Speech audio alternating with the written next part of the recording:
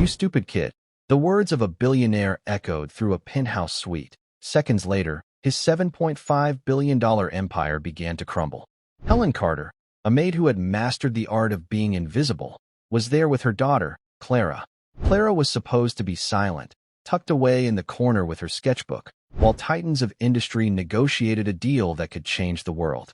But when a single yellow crayon rolled across the white carpet, everything unraveled.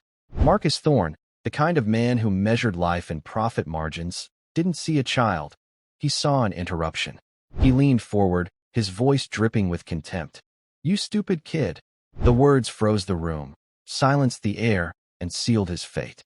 What he didn't know was that in that instant, his empire had just begun to collapse. A 10-year-old girl's dropped crayon would cost a ruthless billionaire $7.5 billion. Clara didn't know this, of course.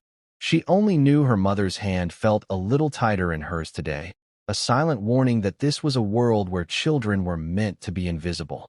Helen Carter believed in quiet work, the kind of work that left no trace behind, except for perfection. For 12 years, she had been a ghost in the grandest homes and most exclusive hotel suites in the city. She polished marble floors until they looked like still water. She erased fingerprints from glass tables that overlooked the entire world. She made beds with corners so sharp they could have cut paper. Helen was a maid, but in her heart, she was a guardian of peace and order. Her work was her dignity. Her daughter, Clara, was her world. At 10 years old, Clara had her mother's quiet nature but her father's bright, curious eyes. Her hair was the color of pale corn silk, and she carried a small, worn sketchbook everywhere she went. Inside it, she captured the world not as it was, but as it felt. A grumpy-looking pigeon, the smiling face of the man at the corner store, the tired lines around her mother's eyes when she came home late. Today, Clara was not in school. A burst pipe had closed the building for emergency repairs, and there was no one else to watch her. So, for the first time ever, Helen had brought her daughter to work. Not to a regular home, but to the penthouse suite of the Grand Majestic Hotel. A place so high, the clouds felt like neighbors. "Now, you remember the rules, my love?" Helen whispered, her voice soft as she knelt in the service elevator. Clara nodded, clutching her sketchbook to her chest. "Be a little mouse," she recited. "Quiet, still, and out of the way. And you stay right in that little chair I showed you," Helen added, tucking a loose strand of blonde hair behind Clara's ear. "No matter what. These are very important men meeting today. They can't be disturbed." "I know, Mama." The elevator doors opened with a gentle chime, revealing a world of silent luxury. The suite was bigger than their entire apartment building. A vast expanse of white carpet stretched toward a wall of glass that offered a breathtaking view of the city below. The air was cool and still, smelling faintly of leather and lemon polish. In a small alcove near the service entrance, a simple wooden chair sat waiting. It was the only piece of furniture in the room that looked like it belonged to the real world. Clara settled into her designated spot. She opened her sketchbook to a fresh page and selected a blue crayon. She began to draw the city, not as a collection of buildings, but as a forest of giants sleeping under a calm sky. Her mother moved through the suite with silent efficiency, making final touches. She straightened a stack of files on the massive mahogany conference table. She filled a crystal pitcher with ice water and arranged a dozen glasses, each one gleaming under the soft, recessed lighting. She was a shadow, ensuring the stage was perfectly set. They did not have to wait long. The first arrival was Marcus Thorne. He didn't walk into the room, he conquered it. He was a man built of sharp angles and expensive fabric. His suit was a dark, severe gray, his shoes shone like black mirrors, and his voice cut through the quiet air like a razor. He was on the phone, barking orders. "No, not tomorrow. Now. I don't pay people to think, I pay them to execute," he snapped, striding toward the window. He didn't glance at Helen. He didn't seem to register Clara's small presence in the corner at all. To him, they were part of the furniture, silent and inanimate.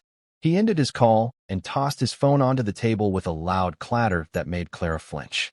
He saw the water pitcher and gestured impatiently at Helen without looking at her. "Water. Now." Helen moved forward instantly, her expression unreadable. She poured him a glass with a steady hand. He took it without a word of thanks, his eyes already scanning a report on the table. He was the CEO of Omnicorp Global, a tech giant that had devoured its competition. He had built his empire on a simple principle. Weakness was a disease, and you had to cut it out before it spread. He saw weakness everywhere. In an employee who hesitated, in a rival who offered a compromise, and especially in people who served him.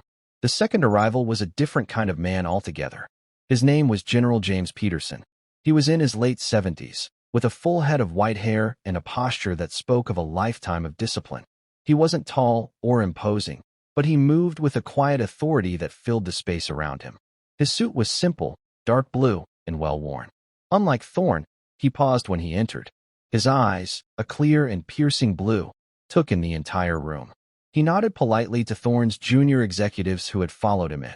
Then his gaze fell on Helen. "Good morning," he said, his voice calm and steady. He offered her a small, respectful smile. Helen was so taken aback, she almost forgot to respond. "Good morning, sir." Then, General Peterson noticed Clara. He saw the small girl in the corner, her head bent over a sketchbook, her blonde hair catching the morning light. His expression softened. He didn't say anything, but he gave her a gentle, grandfatherly wink before turning his attention to Marcus Thorne. Clara, who had peeked up from her drawing, felt a warmth spread through her chest. She quickly looked back down at her page, a small smile on her lips. The meeting began. Marcus Thorne was a storm of words and numbers. He spoke of synergy, disruption, and market dominance. He pointed at charts projected onto a screen that appeared from the ceiling. He was selling his vision, his power. He wanted General Peterson to invest $7.5 billion to acquire a smaller, innovative robotics firm. It was the biggest deal of Thorne's career, one that would cement his legacy. General Peterson, however, was quiet. He listened more than he spoke. When he did ask a question, it was never about the profit margins. "Tell me about the team at the robotics firm," the general asked, his hands folded calmly on the table. "The engineers, the designers. What happens to them after you take over?" Thorne waved a dismissive hand. "Redundancies will be managed. We'll keep the essential talent, of course. The rest is just dead weight. You have to trim the fat to grow, General. That's business 101. The general's face remained neutral, but his blue eyes seemed to grow a little colder. He said nothing, simply nodding for Thorne to continue. Clara kept drawing. She had finished the city and was now sketching the men at the table. She drew Mr. Thorne as a jagged mountain with a thundercloud over his peak. She drew the general as a sturdy old oak tree, its branches reaching out calmly. She was so absorbed in her work that she didn't notice one of her crayons, a bright yellow one, roll off the edge of her little sketchbook. It fell silently onto the white carpet and rolled under the massive conference table. She saw it a moment later. It was right near the general's feet. She remembered her mother's words, "Be a little mouse. Stay out of the way." But the yellow crayon was her son. She couldn't leave it there. Waiting for a moment when Mr. Thorne was busy pointing at his screen, Clara slipped off her chair. She crept on her hands and knees, a tiny shadow moving along the edge of the room. She was trying to be invisible, just like her mother had taught her. She reached the table and slid underneath, moving silently toward the lost crayon. Her fingers were just inches away. At that exact moment, one of Thorne's executives, trying to impress his boss, leaned forward with enthusiasm and bumped the table leg with his knee. The movement was slight, but it was enough. The glass of ice water in front of Marcus Thorne wobbled. It tipped, not away from him, but onto a stack of printed financial projections sitting beside his elbow. It wasn't a flood. It was just a small pool of water, soaking into a few dozen pages of unimportant paper. But Marcus Thorne's reaction was volcanic. His presentation stopped mid-sentence. His face, which had been a mask of confident salesmanship, twisted into a snarl of pure fury. "What the?" he began, his eyes scanning for the source of the disruption. And then he saw it. A flash of blonde hair disappearing back under the table. Clara had her yellow crayon. She was scurrying back to her chair when she heard the roar. "You." Thorne was on his feet, his finger pointing not at his clumsy executive, but at the space where Clara had been. Helen rushed forward, her hands clasped in apology, her face pale with fear. "Sir, I am so sorry," she. But Thorne wasn't listening. He looked past Helen as Clara emerged from under the table, her eyes wide with fright. He looked down at this 10-year-old child, this insignificant distraction who had dared to interrupt his billion-dollar pitch. The fury in his eyes was cold and absolute. In front of General James Peterson, in front of his own team, in front of a mother trying to protect her child, Marcus Thorne leaned down slightly and spat the words. "Get out of here. What is wrong with you? You stupid kid." The room went completely silent. The hum of the air conditioning seemed to suddenly roar. The city outside the window held its breath. Helen froze, her apology dying on her lips. Clara stood paralyzed, the yellow crayon clutched in her hand, her face crumpling as two large tears began to trace paths down her cheeks. And across the table, General James Peterson slowly, deliberately, placed his pen down. He did not look at Marcus Thorne. His gaze was fixed on the crying 10-year-old girl, and his face was as still and hard as granite. The meeting was over. The deal was dead.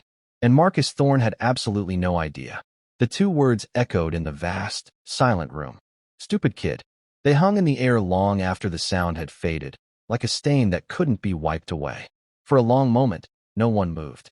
Marcus Thorne's executives stared at the polished mahogany of the table, as if finding it suddenly fascinating. They held their breath, waiting for a signal from their leader. Helen was the first to break the spell. Her training, her years of remaining invisible and professional, took over. But it was different now. This was not about a spilled drink or a smudge on a window. This was about her daughter. She moved forward, her steps measured and calm, but inside her, a storm of fury and fear was raging. She reached Clara and gently placed a hand on her shoulder. "Come, little mouse," she whispered, her voice miraculously steady. She did not look at Marcus Thorne. She would not give him the satisfaction of seeing her anger or her tears. She guided Clara, who was still clutching the yellow crayon, toward the service door. As they passed the conference table, General Peterson's eyes met Helen's for a fraction of a second. In his gaze, she saw no pity. She saw something else, a deep, quiet understanding, a shared recognition of an injustice. It was a look that said, "I see you." It was enough to give her the strength to hold her head high as she walked out of the room. The door clicked shut behind them, leaving the powerful men in a silence that was now thick with unspoken judgment. Marcus Thorne watched them go, his lip curled in annoyance. He saw the incident not as a moment of cruelty, but as a breach of protocol, a messy, emotional distraction. He turned back to the room, ready to resume his command. He let out a short, sharp laugh. "Well, my apologies for that interruption, General. Unprofessional. It won't happen again." He gestured toward the screen, where a graph showed a steep upward curve. "Now, as I was saying, our Q4 projections are unprecedented. We're not just leading the market. We are the market." He tried to recapture the energy, the relentless forward momentum that had always worked for him. But the room had changed. The air was heavy. His voice, which moments before had sounded powerful, now seemed to just echo in the stillness.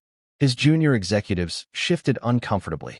One of them cleared his throat and offered a weak, supportive nod. General Peterson did not look at the screen. He picked up the single sheet of paper that summarized the acquisition proposal. He read it, though he had already memorized every word. His movements were slow, deliberate. He was taking back control of the moment, not with volume, but with silence. Thorne's voice faltered. He was talking to a wall of calm, unshakable disapproval. "General?" Thorne prompted, a hint of irritation creeping into his tone. "Your thoughts on the asset allocation?" General Peterson placed the paper down, aligning it perfectly with the edge of the table. "The numbers are impressive, Mr. Thorne," he said, his voice even. "Paper is patient. It will hold any number you write on it." It was not a compliment. Thorne felt a prickle of unease. He was used to commanding respect, or at least fear. He was not used to being quietly dismissed. He pushed forward, doubling down on his aggressive strategy. "It's not just the numbers, it's the philosophy. We're lean. We're hungry. We don't tolerate inefficiency. We don't coddle weakness. That's how you build an empire that lasts." As Thorne spoke, the general's mind drifted. It drifted back 50 years, to a muddy trench in a jungle half a world away. He wasn't seeing a billion-dollar projection. He was seeing the face of a young sergeant named Michael Carter. Michael had not been a big man. He was quiet, thoughtful, and had a smile that could calm the most terrified new recruit. He wasn't a CEO. He was a leader. The general remembered a specific moment, seared into his memory forever. They had been pinned down by enemy fire. A young private, no older than 18, had panicked and dropped his rifle in the open. He froze, paralyzed by fear. Their commander, a man much like Thorne, loud, arrogant, and dismissive of anything he deemed weakness, had screamed at the boy to leave the rifle, to save himself. But Sergeant Michael Carter had done the opposite. He had low-crawled out into the line of fire, not for the weapon, but for the soldier. He reached the terrified private and put a hand on his shoulder. He didn't shout. He spoke in a low, calm voice. "It's all right, son. We're going to get back together. Just follow me." He had shielded the boy with his own body as they crawled back to safety. 2 weeks later, Michael Carter was killed doing the same for another man. He had died protecting the weak. He had died proving that true strength wasn't about shouting and dominating. It was about sheltering others from the storm. "Weakness," General Peterson repeated softly, his voice pulling him back to the present. He looked directly at Marcus Thorne, and for the first time, Thorne saw the steel beneath the calm exterior. "It can be a subjective term, Mr. Thorne." Meanwhile, in the quiet, sterile light of the service corridor, Helen knelt before her daughter. She gently took the sketchbook from Clara's hands and used her own handkerchief to wipe the tears from her daughter's face. "Hey," she said softly, tilting Clara's chin up. "You look at me. You are not stupid. Do you hear me? You are the smartest, kindest, most wonderful girl in the whole world." "But he was so angry, Mama," Clara whispered, her voice trembling. "I made the water spill." "No, sweetheart. A table leg was bumped. A glass tipped over. That is an accident. That man's anger, that is not an accident. That is a choice. He chooses to be cruel because he thinks it makes him look strong. But it doesn't. It makes him look small." She hugged Clara tightly, rocking her gently. "His words have nothing to do with you. They are about him. Don't you ever let a man like that make you feel small." Clara sniffled, burying her face in her mother's shoulder. She still felt the sting of the insult, the shame of being yelled at in front of everyone. But her mother's words were a shield. They were the truth, and they felt more real than the billionaire's angry voice. Is you're going to lose your job?" Clara asked, her biggest fear now surfacing. Helen paused. She honestly didn't know. A man like Thorne could get her fired with a single phone call. But she would not let her daughter see her fear. "We will be all right," she said, her voice full of a conviction she didn't entirely feel. "You and me. We are a team. We are always all right." Back in the penthouse, Marcus Thorne's presentation had ground to a halt. The air was too thick to push through. He finally abandoned his slides and leaned forward, trying to create a sense of intimacy, of a frank conversation between two powerful men. "Look, General, let's be candid. The world is a tough place. It's a battlefield. You of all people should understand that. You either dominate, or you get dominated. My methods get results. Isn't that what matters in the end?" General Peterson let the question hang in the air for a long moment. Then, slowly, he pushed his chair back and rose to his feet.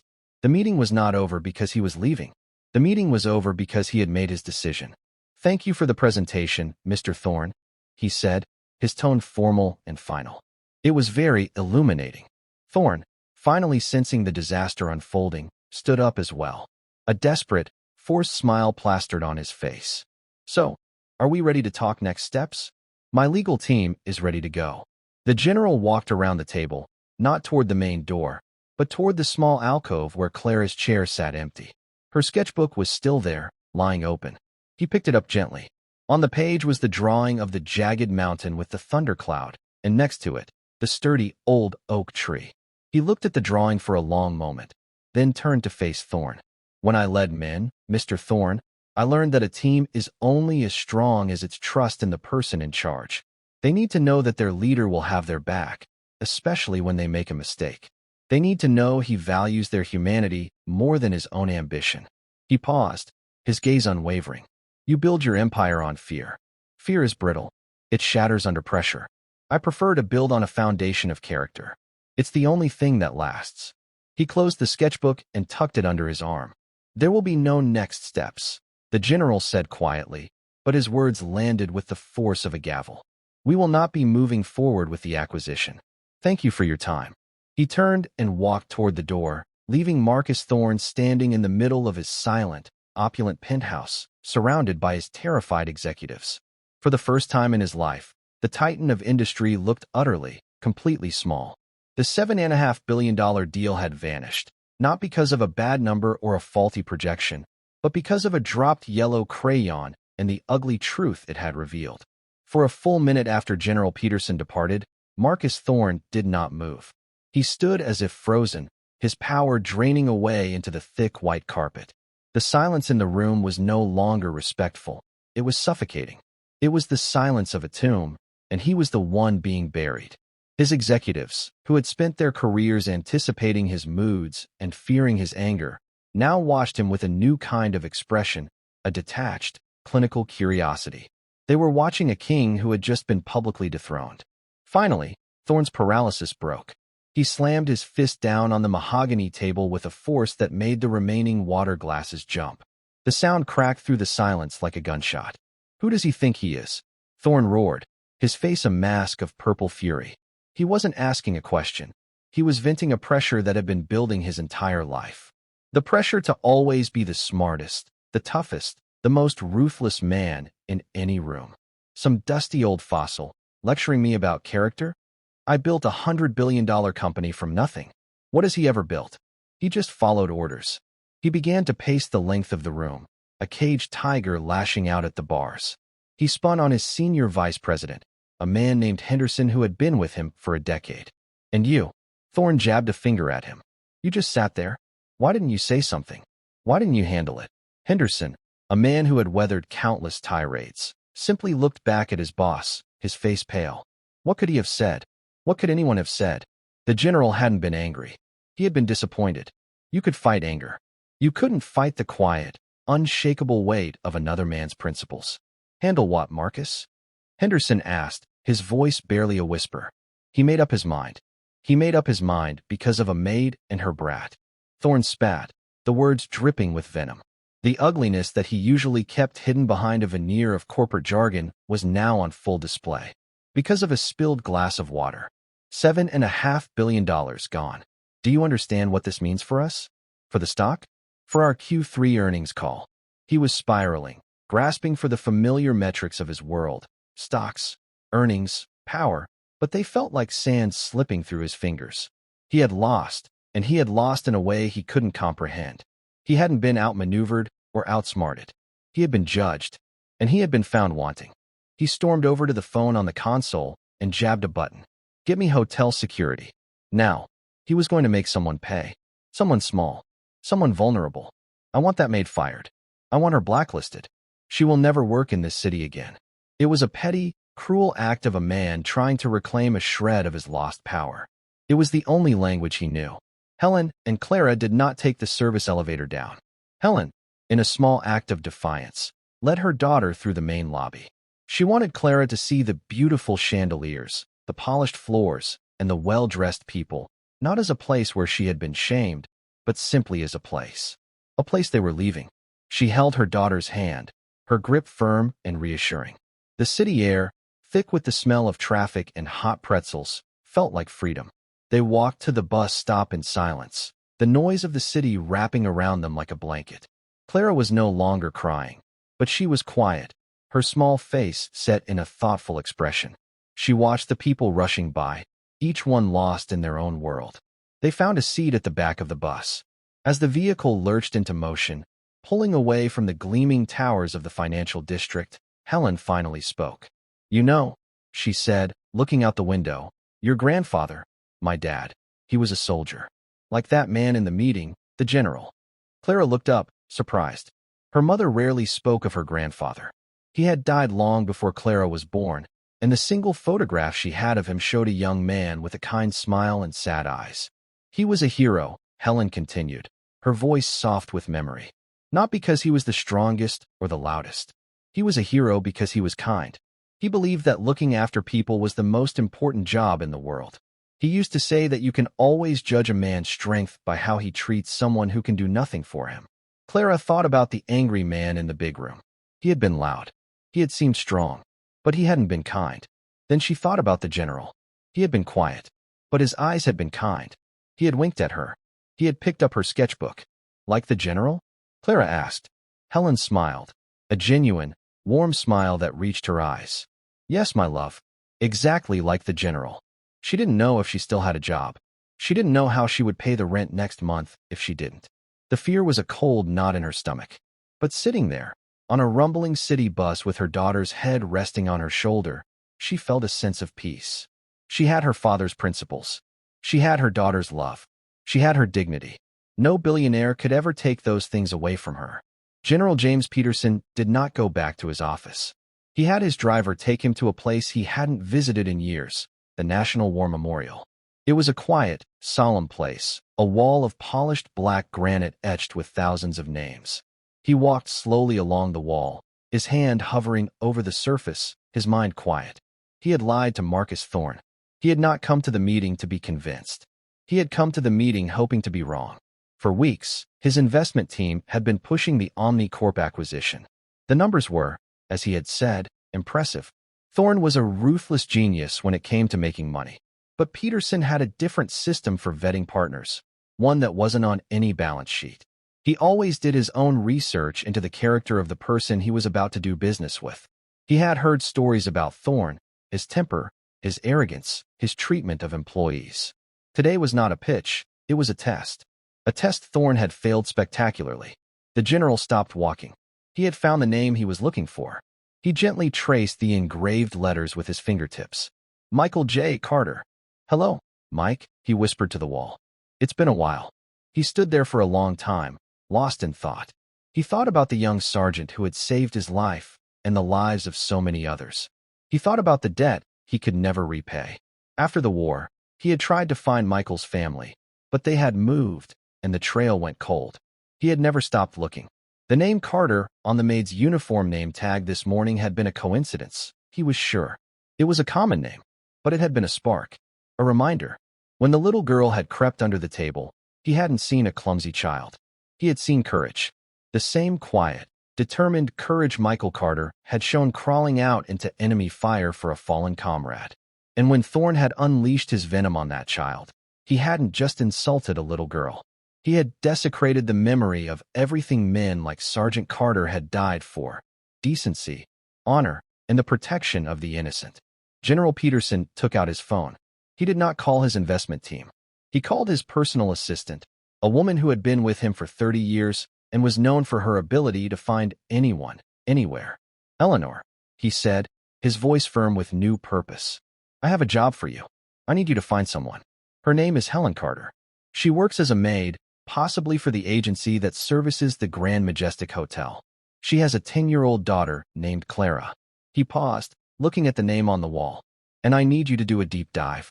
Find out everything you can about her family history. Specifically, I want to know about her father." He ended the call and tucked the phone away. He had the sketchbook with him. He opened it again to the drawing of the jagged mountain and the sturdy oak tree. He knew, with a certainty that settled deep in his bones, that this was not over. For Marcus Thorne, it was the end of a deal. For General Peterson, it was the beginning of a promise. A promise he had made to a ghost on a black granite wall 50 years ago. He was finally going to pay his debt to Sergeant Michael Carter. The call from the hotel manager came less than an hour after Helen and Clara arrived home. Their apartment was small but clean, filled with the comforting smell of laundry soap and the quiet hum of an old refrigerator. Clara was at the small kitchen table, her sketchbook open, carefully coloring in the oak tree from her drawing, making its leaves a vibrant, hopeful green. Helen answered the phone, her heart sinking as she recognized the manager's brisk, impersonal voice. "Helen, it's Mr. Davies from the Grand Majestic," he began, without any preamble. "I'm afraid I have some bad news. There was an incident today in the penthouse suite. A complaint was filed by a very important client, Mr. Marcus Thorne." Helen stood very still, her back to her daughter, her knuckles white as she gripped the phone. "I see." He was quite adamant. Davies continued, his voice laced with the weary stress of someone who has to clean up a billionaire's messes. "He's demanding your immediate termination. He also mentioned making sure your agency is aware of the circumstances." The threat was clear. It wasn't just about this one job. It was about her reputation, her ability to find any job. Helen took a deep breath, the air feeling thin and sharp in her lungs.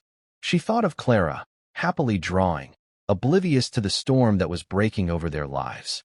She thought of her father and his quiet strength. You can always judge a man's strength by how he treats someone who can do nothing for him. And in that moment, she realized she could do something. She could refuse to be a victim.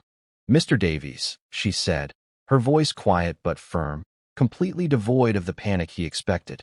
"I have been a model employee for this hotel and for my agency for 12 years. My record is perfect. I will not be fired because a powerful man had a temper tantrum and chose to take it out on my 10-year-old daughter.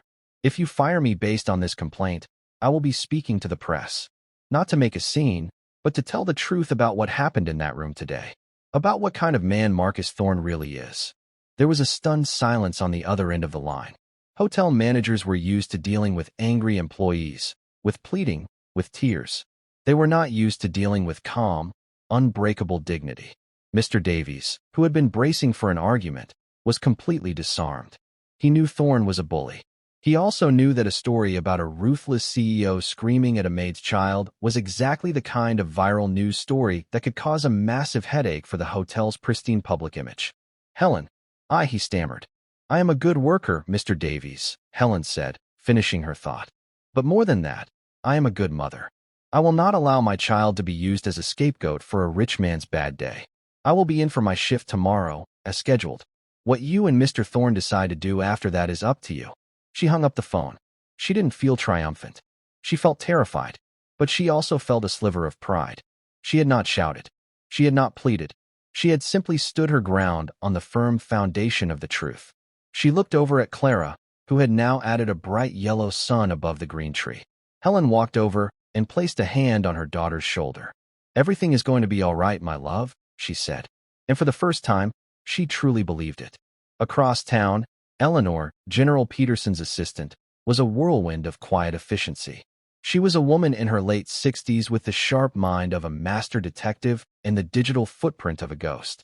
She could navigate databases and public records with the same ease that her boss could read a battlefield map. The name Helen Carter and her connection to the Grand Majestic was all she needed. Within 2 hours, she had a complete file on the general's desk. It was a simple, unassuming life. Helen Carter, born in Ohio, moved to the city 12 years ago after her husband, a construction worker, died in a workplace accident. One child, Clara, 10 years old. A spotless employment record. No criminal history. No financial trouble beyond the usual struggles of a single mother on a maid's salary. But it was the next section of the report that made the general lean forward. Family history. Helen's father, Sergeant Michael J. Carter, born in the same small town in Ohio as the general.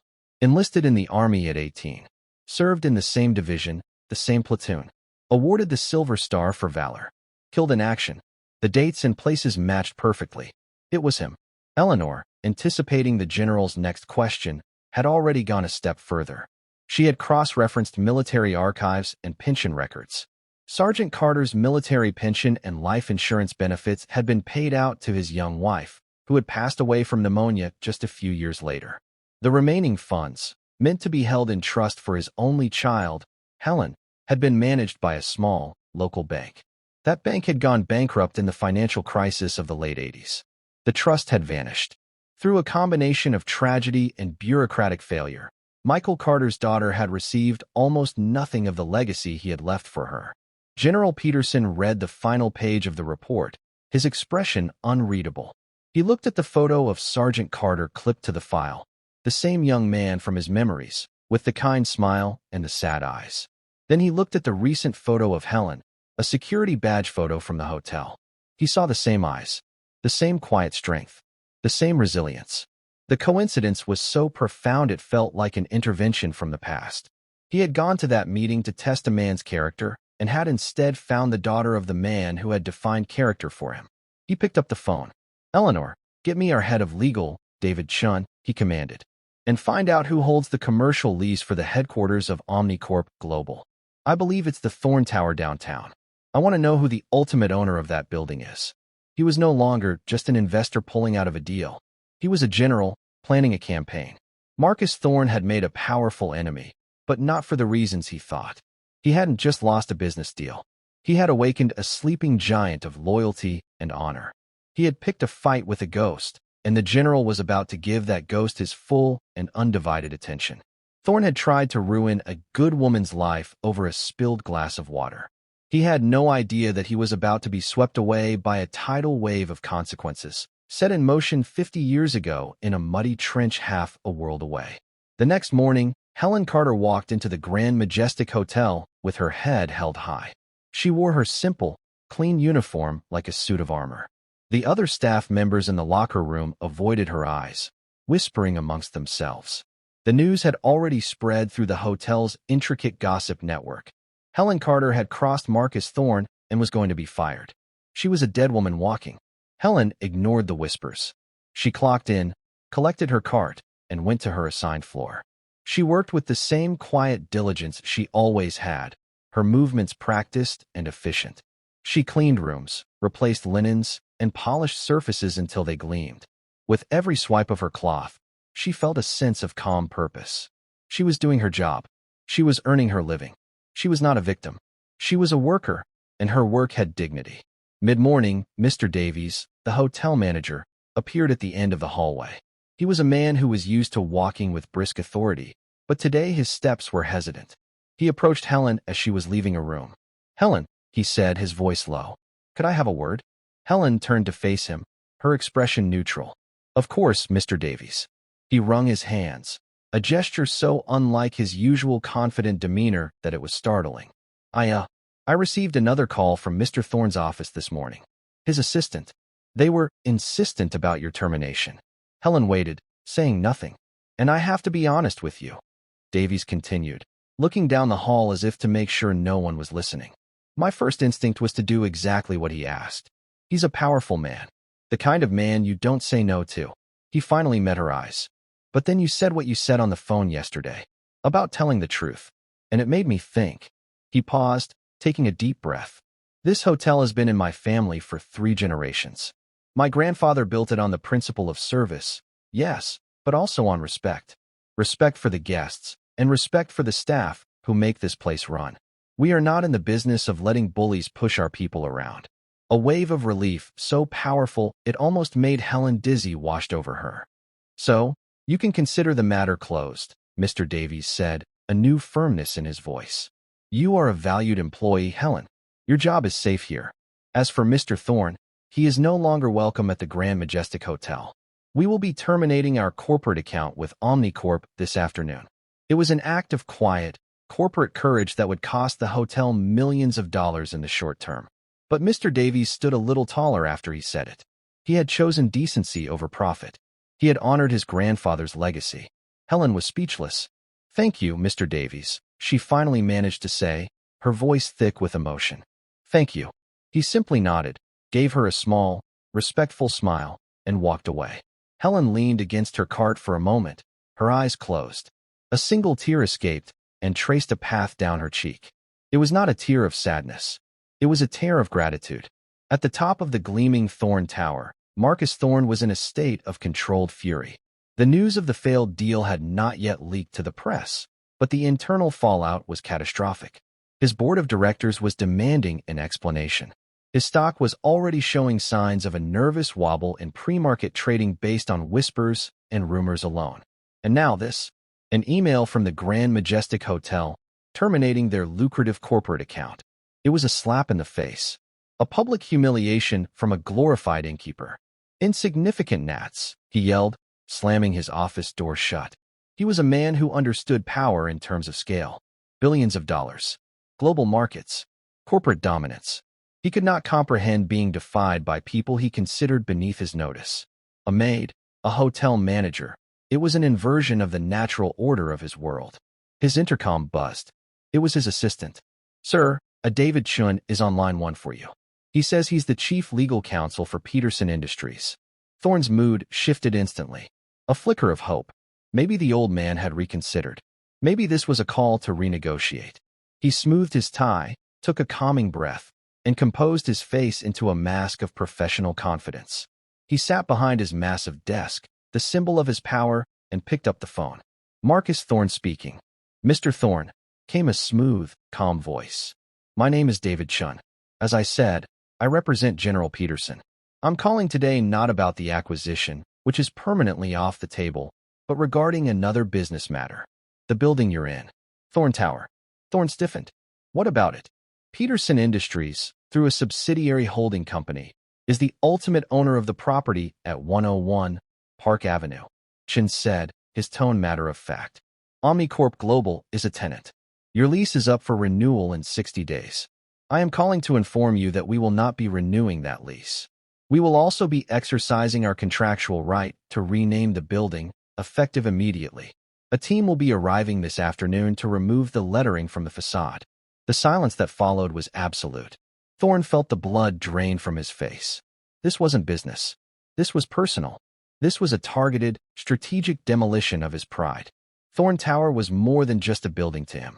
It was a monument to his ego, a giant, gleaming testament to his success that scraped the sky.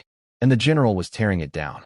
You can't do that, Thorne whispered, the words catching in his throat. I assure you, Mr. Thorne, our legal position is ironclad, Chin replied, his voice still infuriatingly calm. We are also aware of your attempt to have Ms. Helen Carter, a hotel employee, terminated from her position. I would strongly advise you to cease any and all actions of that nature. General Peterson takes matters of character and professional integrity very seriously. The line went dead. Marcus Thorne sat at his desk, in his office, in the tower that would no longer bear his name, and for the first time, he felt a genuine, chilling fear. He had been so focused on the battlefield in front of him that he had never thought to look up. He had never realized that the ground he was standing on, the very foundation of his empire, belonged to his enemy. The general wasn't just refusing to do business with him. He was evicting him. He was erasing him. That afternoon, a simple, unmarked envelope arrived by courier at Helen's apartment.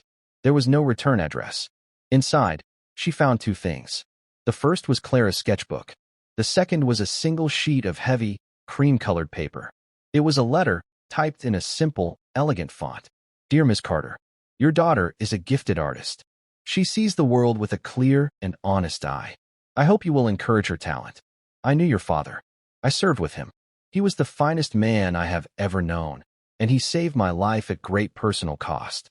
He spoke of you often. His greatest hope was that you would grow up in a world that was kinder than the one he fought in. I have failed, in my life, to repay the debt I owe him. I see now that I have been looking in the wrong places. Enclosed you will find the beginnings of a long, overdue repayment.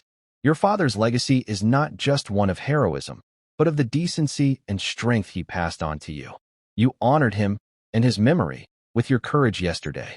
Do not let anyone ever make you feel small again. Sincerely, James Peterson. Tucked behind the letter was a check. When Helen looked at it, her hands began to tremble so violently that she had to sit down.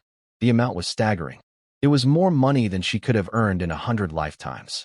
It was enough to buy a house, to pay for college, to ensure Clara would never have to worry about anything ever again. Clara came over, drawn by her mother's silence. Is that my sketchbook, Mama? Did the kind man bring it back? Helen pulled her daughter into her arms, burying her face in her soft, blonde hair, the tears finally coming, not of gratitude or relief, but of a deep, profound sense of connection to the father she had never known. The check was not charity. It was a message sent across 50 years of silence. It was a hero's legacy, finally delivered to his daughter. The downfall of Marcus Thorne was not a sudden, explosive event. It was a quiet, systematic dismantling, like a great ship being taken apart rivet by rivet. Being forced out of his own tower was the first, most public humiliation. He sat in a temporary, sterile office space across town, watching on a live news feed as a crane crew meticulously removed the giant, steel letters of his name from the building's facade. Each letter that swung away seemed to take a piece of his identity with it. He wasn't just losing a name on a building. He was being erased. The story, as these things do, began to leak. It started not in the major financial papers, but in the corners of the internet where assistants, hotel workers, and junior executives shared stories. The tale of the billionaire, the maid, the 10-year-old girl, and the war hero general was too perfect, too potent, to stay secret.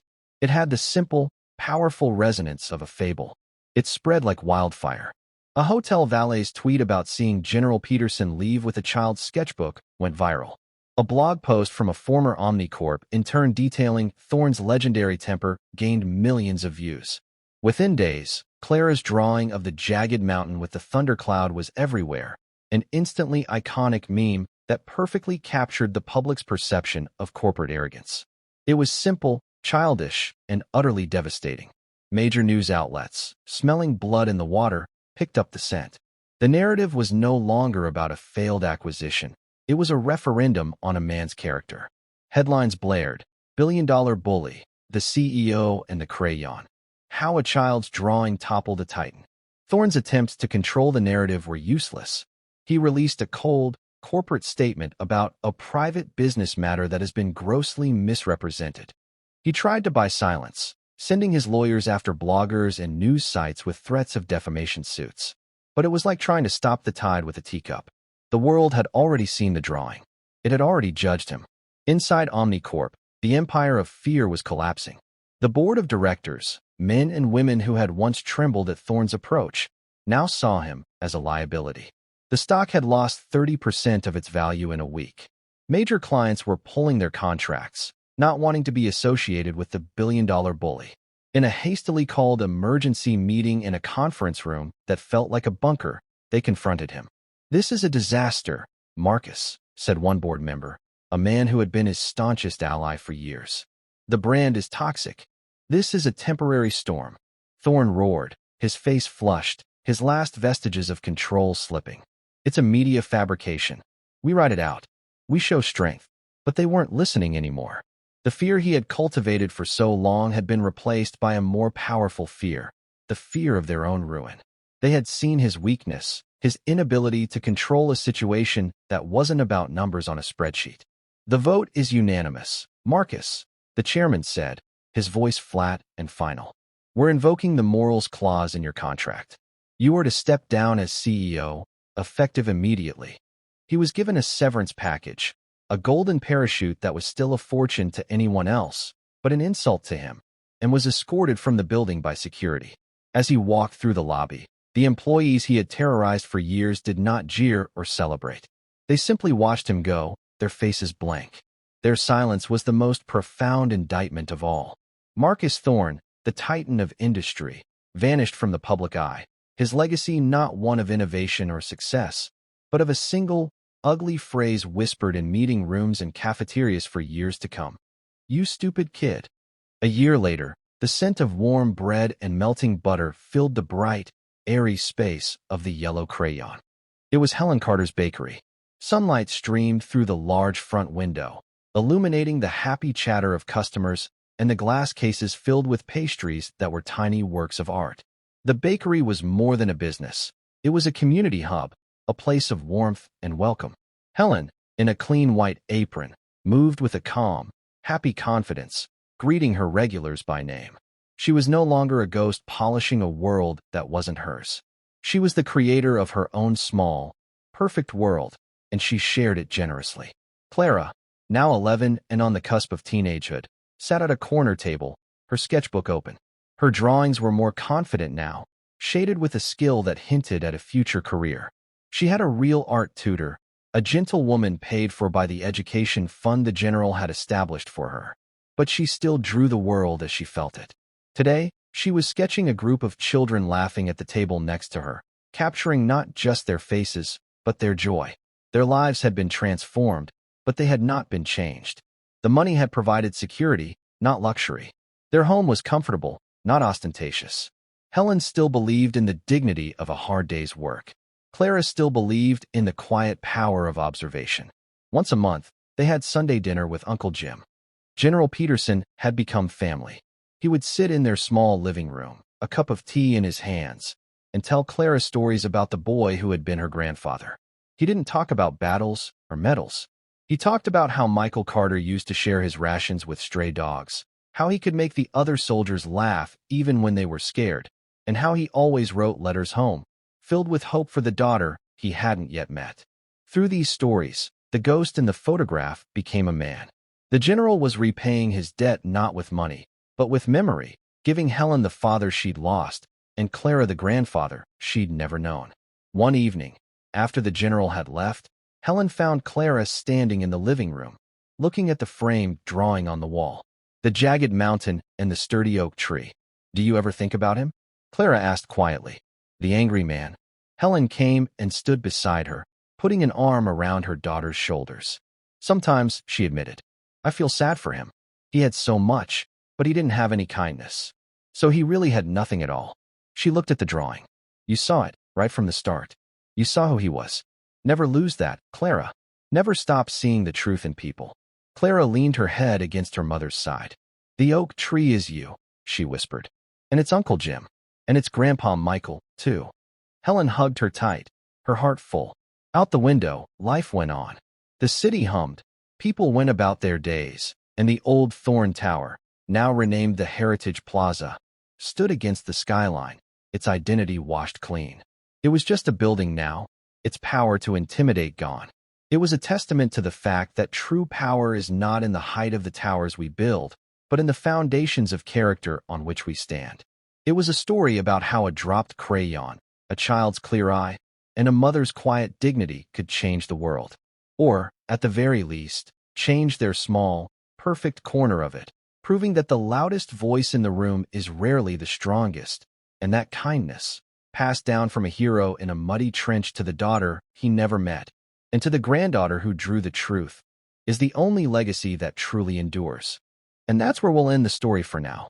Whenever I share one of these, I hope it gives you a chance to step out of the everyday and just drift for a bit. I'd love to know what you were doing while listening. Maybe relaxing after work, on a late-night drive, or just winding down. Drop a line in the comments. I really do read them all. And if you want to make sure we cross paths again, hitting like and subscribing makes a huge difference. We are always trying to improve our stories, so feel free to also drop your feedback in the comment section below. Thanks for spending this time with me.